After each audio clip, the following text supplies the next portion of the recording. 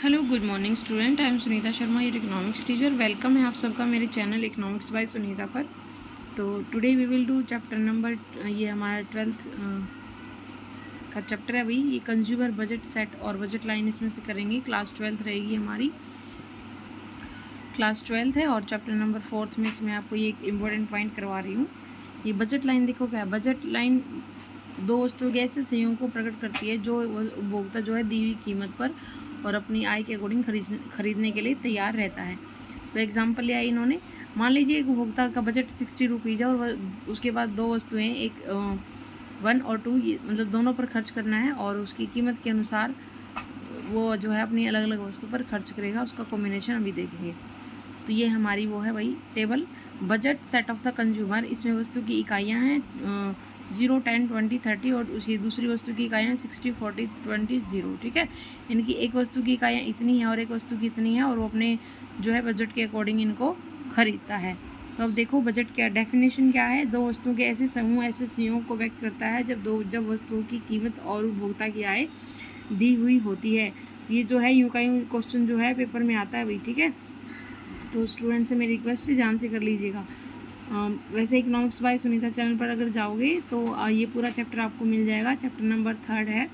ठीक है, class 12th। ये दो वस्तु के ऐसे समूह के संयोग को व्यक्त करता है जब दो वस्तुओं की कीमतें एवं उपभोक्ता की आय दी हुई है। वो अभी हम डायग्राम के थ्रू आपको दिखाऊंगी। It refers to attainable combination of the set of two goods given prices of goods and income of the consumer. अब देखो ये जो हमारी उपभोक्ता, ये हमारे डायग्राम की थ्रू दिखाए हुए ने budget line of consumer, consumer की बजट लाइन, और इसको हम दूसरा नाम प्राइस लाइन से भी कहते हैं। यही क्वेश्चन जो है स्टेट में पूछा हुआ था कि इस लाइन का दूसरा नाम क्या है। तो ये हमारा प्राइस लाइन है। ठीक है, ये गुड 2 है और ये गुड 1 है।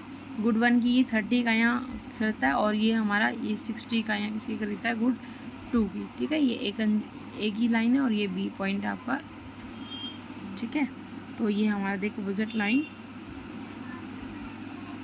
ये वह रेखा है जो दो वस्तुएं, वस्तु 1 और वस्तु 2 के विभिन्न संयोगों को दर्शा रही है। दोनों वस्तुओं के संयोगों को बताती है कि वह अपने बजट वस्तु 1 एवं वस्तु 2 की दी हुई कीमतों पर उपभोक्ता खरीद सकता है। उनकी जो कीमत प्राइस जो दिया हुआ है उनको क्या है, खरीद सकता है दोनों वस्तुओं को। उसके बाद ये इसमें देखो इम्पोर्टेंट दिया हुआ है, budget line and attainable and non attainable combination.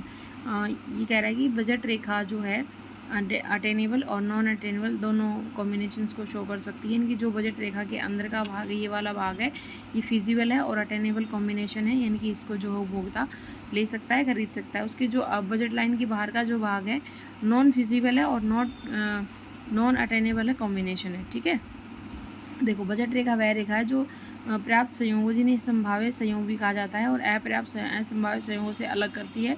क्या उपभोक्ता अपनी बजट रेखा की सीमा से बाहर जा सकता है? निश्चित रूप से नहीं जा सकता। ये कह रहा है कि कोई भी उपभोक्ता है अपनी इस बजट लाइन से बाहर नहीं जा सकता। ठीक है, अगर आपके पास 5 रुपये हैं तो 5 रुपये की चीज़ खरीदोगे, 50 रुपये की आप नहीं खरीद सकते। ठीक है, तो ये कह रहा है कि भी निश्चित रूप से नहीं जा सकती, उसका बजट दिया हुआ है तब।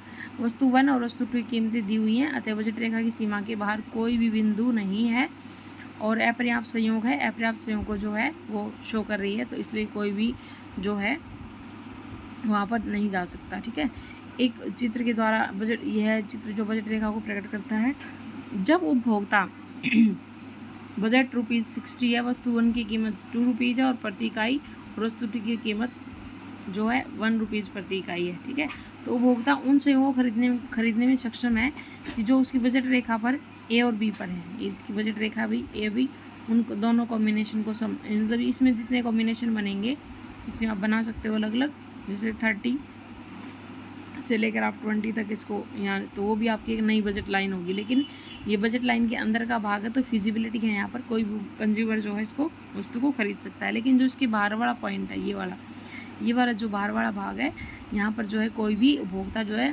कंज्यूमर जो है उसको खरीदने के लिए सक्षम नहीं है। ठीक है, उपभोक्ता उन संयोगों को खरीदने की क्षमता नहीं रखता जो कि उसकी बजट रेखा के बाहर है। इस क्षेत्र को हम असंभाव क्षेत्र कहते हैं, नॉन रीजनेबल रीजन कहते हैं। ठीक है, अब देखो ये बजट लाइन का स्लोप देखते हैं। स्लोप क्या होता है? स्लोप होता है कि एक वस्तु में एक्स और वाई दो वस्तु होती है, तो चेंज होता है ना, चेंज होने के बाद जो ढलान बनता है उसको हम क्या कहते हैं, स्लोप ऑफ बजट लाइन। तो ये देखो ये हमारा गुड वाई है वाई एक्सिस पर, और एक्स एक्सिस पर हमारी गुड एक्स है। तो इसमें हम देखो ये लेकर चलेंगे। अब देखो पहले ये गुड वाई की 30 का अंक है और इसमें 15 है, ठीक है। उसके बाद देखो ये 20 है और ये हमारा ये भी 20 है। तो देखो इसमें चेंज कितना हुआ, 15 से 20 हो गया, तो इसमें चेंज एक्स कितना आया, 5 आ गया। और ये देखो 20 से 30 हो गया, तो ये चेंज वाई है, ठीक है।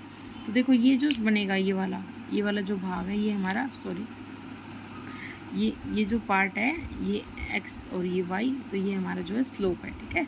ये भी जो क्वेश्चन यू कहीं पूछ लिया जाता है कई बार कि इसका कोई भी वैल्यू आपको दे दी जाएगी, उसका स्लोप निकालिए। तो जो उसमें देख लेना कि कितना चेंज है, उसको वाई अपॉन एक्स कर देना, तो ये हमारा चेंज आ जाएगा।